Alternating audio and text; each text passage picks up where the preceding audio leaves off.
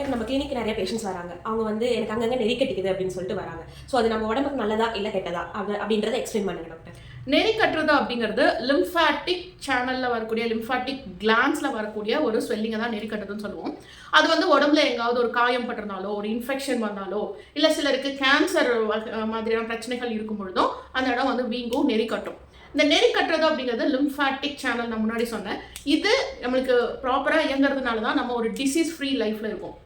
So lymphatic சேனலோட வேலையே நம்ம பாடியில் இருக்கிற வேஸ்ட் எல்லாம் ஃபில்டர் பண்ணுறதும் நம்ம பாடிக்குள்ளே வரக்கூடிய இன்ஃபெக்ஷன்ஸை ஃபில்டர் பண்ணுறதுக்கும் நம்ம செல்கள் ஏற்படக்கூடிய மெட்டபாலிசமில் வரக்கூடிய அந்த வேஸ்டேஜை வெளியேற்றுறதுக்குமான ஒரு முக்கியமான ஒரு வேலையை இந்த லிம்ஃபாட்டிக் சேனல்ஸ் பண்ணுது. ஸோ லிம்ஃபாட்டிக் சேனல் ப்ராப்பராக இயங்குனா தான் நம்ம ஒரு டிசீஸ் ஃப்ரீ லைஃபை வாழ முடியும். அந்த அளவுக்கான ஒரு இம்பார்ட்டன்ஸ் லிம்ஃபாட்டிக் சேனலுக்கு இருக்குது.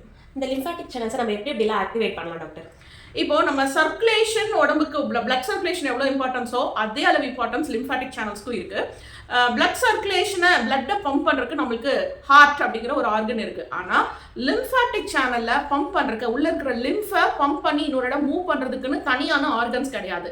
அது நம்ம மசிலை கண்ட்ராக்ட் பண்ணுறது வழியாகவும் நம்ம ஸ்ட்ரெச் பண்ணுறது வழியாகவும் தான் அந்த லிம்ஃபாட்டிக் ஜூஸ் ஒரு இடத்துலேருந்து இன்னொரு இடம் மூவ் ஆகுது. அந்த லிம்ஃப் அப்படிங்கிறது ஒரு இடத்துலேருந்து இன்னொரு இடம் மூவ் ஆகி அது ஃபில்ட்ரேஷன் வரைக்கும் போகும்.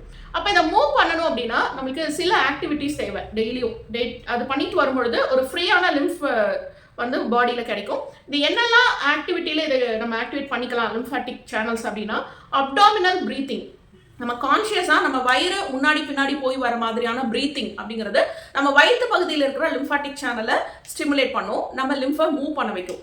அதே போல் நம்ம கை கால்களை மடக்கி நீட்டுறது, அப்புறம் தோப்பு கரணம் போடுறது, வாரத்தில் ஒரு நாளாவது மசாஜ் பண்ணுறோம். நம்ம எண்ணெய் குளியல் நம்மளோட அக்குள்ள கழுத்தை சுற்றியும் இந்த தொடைக்கு இடையிலான பகுதிகள், இந்த மாதிரி உள் பகுதிகளில் தான் நமக்கு லிம்ஃபாட்டிக் சேனல்ஸ் நிறையா இருக்கும், லிம்ஃப் நோட்ஸ் நிறையா இருக்கும். அந்த இடங்கள்லாம் மசாஜ் பண்ணுறது, அப்புறம் தண்ணி நிறையா குடிக்கிறது. ஏன்னா லிம்ஃபில் இருக்கிற ஒரு மேஜரான விஷயம், ஒரு மூவ் பண்ண தேவை வந்து வாட்டர். ஸோ தண்ணி நம்ம நிறையா குடிக்கும் போதும் இந்த லிம்ஃபாட்டிக் சேனல்ஸ் நல்லா ஆக்டிவேட் ஆகி நல்லா ஃபங்க்ஷன் ஆகும். சரிங்க டாக்டர், இந்த லிம்ஃபாட்டிக் சர்க்குலேஷனில் நம்ம அதில் ப்ராப்ளம் நடக்கும்போது என்னென்ன மாதிரி டிசீஸ் கண்டிஷன்ஸ் வரும், என்னென்ன மாதிரி ப்ராப்ளம்ஸ் வந்து நம்ம ஃபேஸ் பண்ணலாம்? இந்த லிம்ஃபாட்டிக் சேனல் அங்கங்கே பிளாக் ஆயிடுச்சு அப்படின்னா உங்களுக்கு வந்து அந்த ஃபைலியரியாசிஸ் அப்படின்னு சொல்லுவாங்க, யானைக்கால் நோய் வர்றதுக்கு அதுதான் காரணம். லிம்ஃப் வந்து காலில் இருக்கிறது வந்து மேலே மூவ் ஆகாது, அப்படியே கலெக்ட் ஆகி காலெல்லாம் வீங்க ஆரம்பிச்சிடும். இது யானைக்கால் வியாதியாக இருக்கணும் அப்படிங்கிற அவசியம் இல்லை. அங்கங்கே சின்ன சின்ன பிளாக்ஸ் வரும்போது கை வீக்கம், கால் வீக்கம், நம்மளோட பாடியே ஹெவியாக ஃபீல் ஆகிறது, அடிக்கடி இன்ஃபெக்ஷன்ஸ் வர்றது, நம்ம உடம்போட அந்த வெளியேற்றும் தன்மையை, நம்மளோட நோய் எதிர்ப்பு சக்தியை குறைஞ்சிருது. இது எல்லாமே லிம்ஃப் சரியாக ஒர்க் ஆகாத போது வரக்கூடிய பிரச்சனை.